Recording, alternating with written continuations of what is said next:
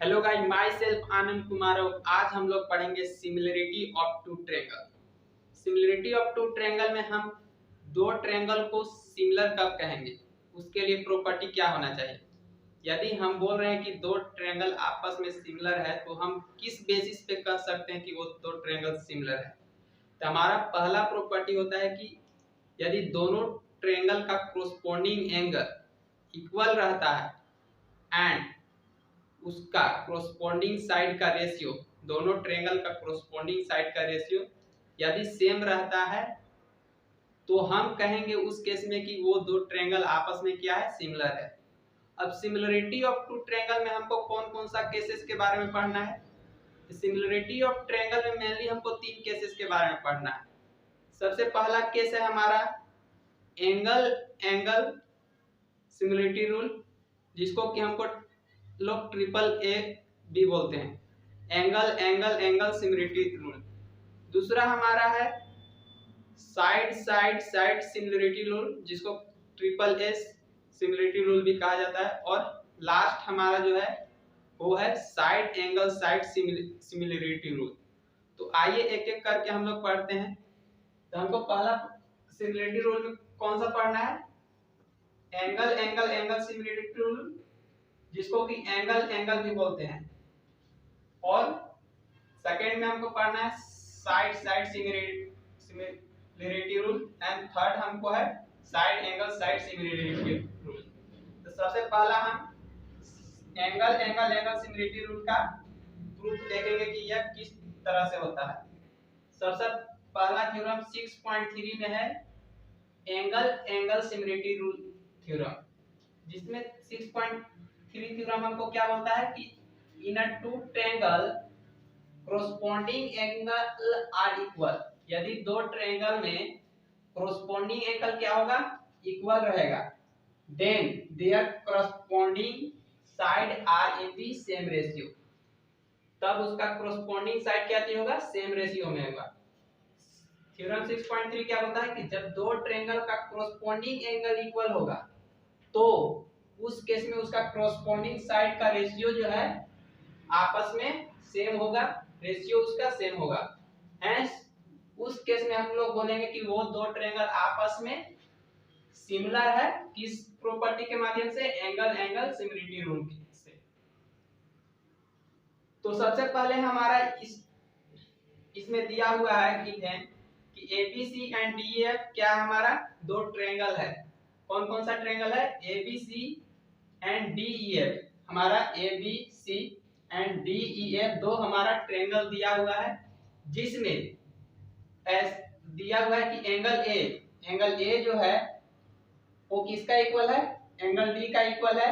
और angle B angle E का equal है and angle C angle F का इक्वल है। ऐसा हमारा दिया हुआ है। और हमको प्रूफ क्या करना है कि रेशियो जो है सेम है, दोनों ट्रायंगल का रेशियो क्या है, सेम है। मतलब AB upon DE, AB upon DE equal to AC upon DF equal to BC upon EF। ये हमको प्रूफ करना है। प्रूफ हमको क्या करना है, AB upon DE equal to BC upon EF equal to AC upon DF। ये हमको प्रूफ करना है। तो सबसे पहले हम इसमें कंस्ट्रक्शन करेंगे। तो कंस्ट्रक्शन में क्या करेंगे, कंस्ट्रक्शन में हम डीपी यहाँ पे कट करेंगे। क्या करेंगे, डीपी इस तरह से यहाँ पे पॉइंट पी लेंगे कि डीपी जो है किसका इक्वल हो जाएगा, एबी का इक्वल हो जाएगा। और इस साइड में डीक्यू जो है वो किसका इक्वल हो जाएगा, एसी का इक्वल हो जाएगा। इस तरह से हम लोग कंस्ट्रक्शन करेंगे। कैसे, डीपी इक्वल टू एसी और डीक्यू इक्वल टू एसी। इस तरह से हमको कंस्ट्रक्शन करना है और हम टीक्यू को ज्वाइन कर देंगे। तो हम कट किए डीपी इक्वल टू एबी और DQ equal to AC and join TQ, TQ को ज्वाइन कर दिए। अब हमारा ट्रायंगल एबीसी और इस ट्रायंगल में ट्रायंगल डीटीक्यू, इस ट्रायंगल में हम देख पा रहे हैं कि एंगल ए जो है इक्वल टू एंगल डी हमारा दिया हुआ है। क्या, एंगल ए जो है इक्वल टू एंगल बी हमारा दिया हुआ है, और कंस्ट्रक्शन के माध्यम से हम ये देखें कि angle A B, line A B जो है वो किसका, डीपी का इक्वल है। किसका इक्वल है, डीपी का इक्वल है। और एसी किसका इक्वल है, डीक्यू का इक्वल है। तो यहाँ पे देख पा रहे हैं कि ये लाइन इसका इक्वल है, एंगल डी इसका इक्वल है, और ये लाइन इसका इक्वल है। तो साइड एंगल साइड से हमारे ये ट्रायंगल क्या हो गया आपस में, side angle side congruent rule से ये ट्रायंगल आपस में क्या हो गया, एबीसी कॉन्ग्रुएंट ट्रायंगल डीपीक्यू। किस प्रॉपर्टी से, साइड एंगल साइड प्रॉपर्टी से ये प्रूव हो गया। Therefore triangle ABC congruent triangle DPQ by side angle side congruent rule. इस तरह से हमारा ये प्रूफ हो गया। और जब ट्रायंगल एबीसी कॉन्ग्रुएंट हो गया ट्रायंगल डीपीक्यू का, तो एंगल हमारा इसका तीनों एंगल क्या हो गया, इक्वल हो गया। और तो हम लिख सकते हैं कि एंगल बी जो है इक्वल हो जाएगा एंगल पी का। लिख सकते हैं कि नहीं, angle B equal to angle P. और एंगल बी किसका इक्वल है, हमारा दिया हुआ है एंगल ई का इक्वल है। तो हम लिख सकते हैं कि angle B equal to angle P equal to angle F. हमारा इस जब थ्योरम जब हम इसको कॉन्ग्रुएंट किए ट्रायंगल एबीसी के, तो हमारा यहाँ से निकल के आया कि ये दोनों आपस में इक्वल है, angle B equal to angle P, जब ये प्रूव हो गया था। और हमारा एंगल बी दिया हुआ है कि एंगल ई का इक्वल है, तो ये आपस में तीनों क्या हो गया, हमारा इक्वल हो गया। उसका बाद जब एंगल पी और एंगल ई क्या हो गया, इक्वल हो गया, ये एंगल और एंगल 1 और एंगल 2 क्या हो गया, एंगल ई और एंगल पी क्या हो गया आपस में। यहाँ से एंगल पी ये वाला एंगल 1 और एंगल ई मतलब एंगल 2 आपस में इक्वल हो गया। तो हम बोल सकते हैं कि ये ईएफ और पीक्यू जो है क्या है, एक पैरेलल लाइन है। मतलब पीक्यू जो है पैरेलल है ईएफ का। कैसे, क्योंकि कोरस्पोंडिंग पार्ट ऑफ के मदद से ये क्या हो गया, 1 इक्वल टू एंगल 2 हो गया। उसके बाद हम लोग देखेंगे जब ये PQ जो है पैरेलल हो गया EF का, तो हम इस ट्रायंगल में लिख सकते हैं कि ये जो है इसका रेशियो इक्वल टू DP का रेशियो इक्वल टू PF का P का रेशियो इक्वल टू DQ का रेशियो इनटू QF का रेशियो। क्यों, बेसिक प्रोपोर्शनलिटी थ्योरम में हम क्या देखे थे कि यदि एक पैरेलल लाइन थर्ड साइड के ट्रायंगल में इंटरसेक्ट करता है तो अदर टू साइड को क्या सेम रेशियो में डिवाइड कर देता है। तो उसके माध्यम से हम लिख सकते हैं कि dp upon pf equal to dq upon qf। ऐसा हम कहां से लिख सकते हैं, बेसिक प्रोपोर्शनलिटी थ्योरम के माध्यम से। अब triangle ABC similar triangle DPQ, triangle ABC similar triangle किसका हो गया, DPQ। ये क्यों हुआ, क्योंकि हम जानते हैं कि कोई भी कॉन्ग्रुएंट फिगर जो होता है ऑलवेज सिमिलर होता है। क्या चीज होता है, कोई भी कॉन्ग्रुएंट फिगर ऑलवेज सिमिलर।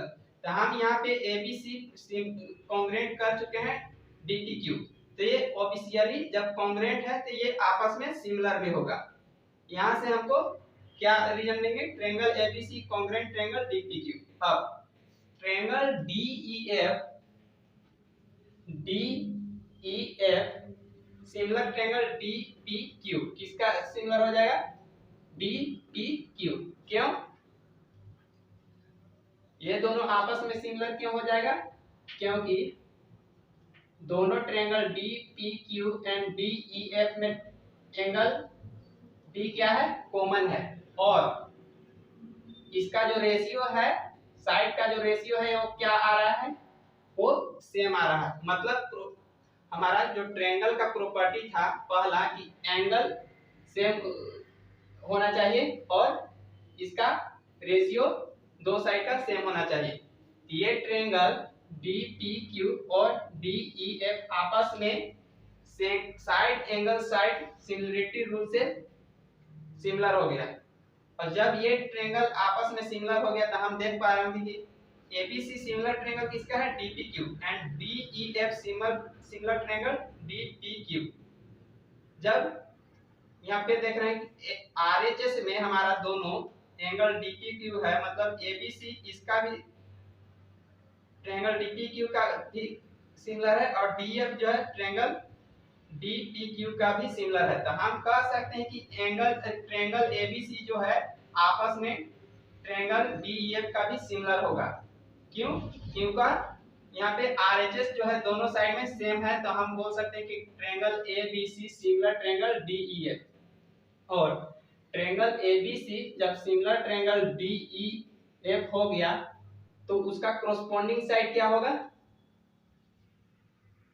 उसका कोरोस्पोंडिंग साइड का रेशियो सेम होगा। तो हम लिख सकते हैं कि A B upon D E equal to A C upon D F and A B upon D E equal to B C upon E F, ऐसा लिख सकते हैं।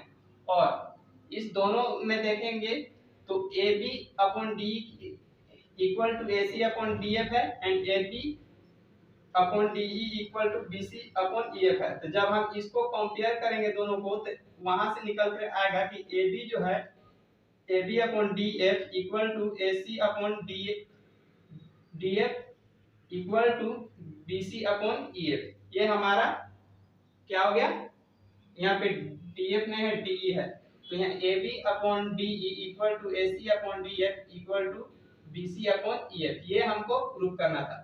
तो इस तरह से हम एंगल सिमिलरिटी रूल को प्रूव करते हैं।